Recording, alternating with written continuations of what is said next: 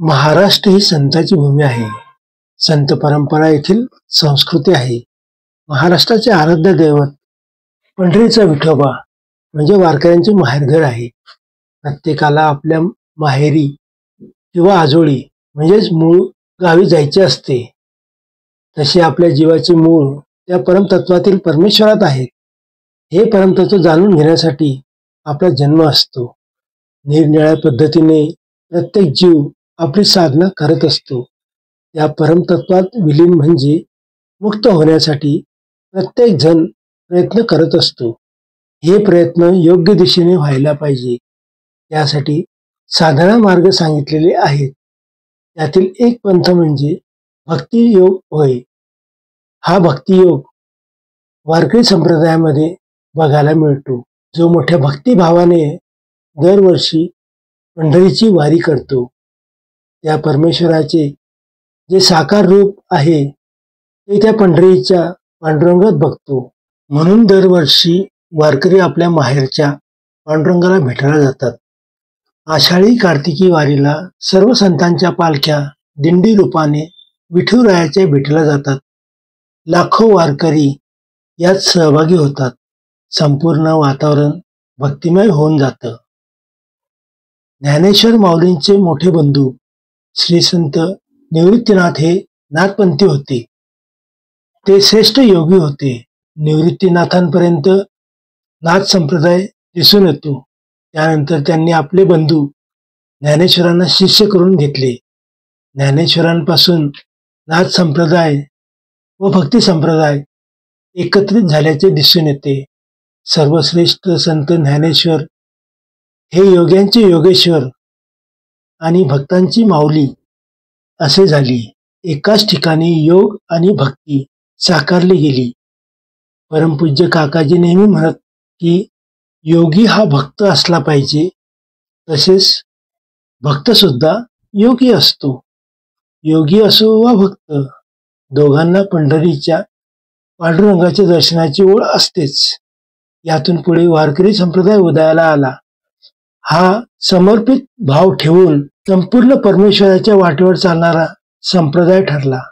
पंढरीच्या वाटेवर दरवर्षी चालत जाणारा भक्त म्हणजे वारकरी होय. ही परंपरा आजही सुरू आहे. भक्ती योग साधत वारकरी होऊन मोठ्या भक्तिभावाने या संप्रदायातील सर्व संत पंढरीकडे वाटचाल करीत असतात.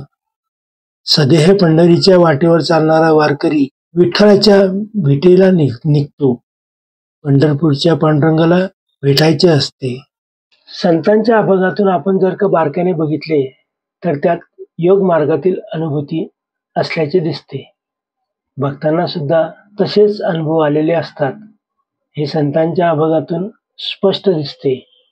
योगी मनोहर यांनी आपल्या अनुभवातून सर्वश्रेष्ठ ज्ञानेश्वर माऊलींचे अभंगातील गूढ रहस्य ज्ञानदेव म्हणे या पुस्तकातून उलगडले आहेत. संत एकनाथ महाराज भक्ती मार्गातील थोर संत होऊन गेले. त्यांना सुद्धा भक्ती मार्गातील व योग मार्गातील अनुभव असल्याचे त्यांच्या अभंगातून दिसून येते. संत एकनाथ महाराज आपल्या अभंगातून सांगतात की काया ही पंढरी, आत्मा हा विठ्ठल. काया म्हणजे आपले शरीर व या शरीरातील आत्मा म्हणजे विठ्ठल आहे. तो जाणून घेण्यासाठी या अध्यात्म वाटेवर चालावे लागते, ध्यान करावे लागते, अखंड साधना करावी लागते. तेव्हा कुठे आत्मदर्शन होते. ते लगेच होणार नाही. त्यासाठी सतत प्रयत्न करावे लागतात. म्हणून दरवर्षी दर्शनाला जावे लागते. सततच्या प्रयत्नाने किंवा एकाच कृतीने मनावर आध्यात्मिक संस्कार होत जातात. योगीजन संस्कार ग्रहण करत करत उच्च अवस्थेत जातात. भक्त दरवर्षी दर्शनाला जाणे म्हणजे वारी करणे होय. वारीत नामजप, घोषाने व सत्संगाने आपल्यावर चांगले संस्कार होतात.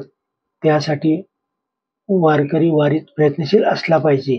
त्या संत उद्देशाने त्यांच्या पावलावर पाऊल ठेवत वारकरी वारीला निघतात. पांडुरंगाच्या भेटीला जातात. दरवर्षी वारी करतात. तो हा भक्तीचा सोहळा म्हणजे पंढरीची वारी, भक्त योग्यासी तारी. पंढरीच्या वारीला जाताना वारकरी ऊन, वारा, पाऊस यासारख्या नैसर्गिक आपत्ती झेलत पुढे जात असतो. सोबत रोजच्या येणाऱ्या अडचणींना तोंड देत असतोच. प्रत्येक मुक्कामी सर्व सोय होतेच असे नाही.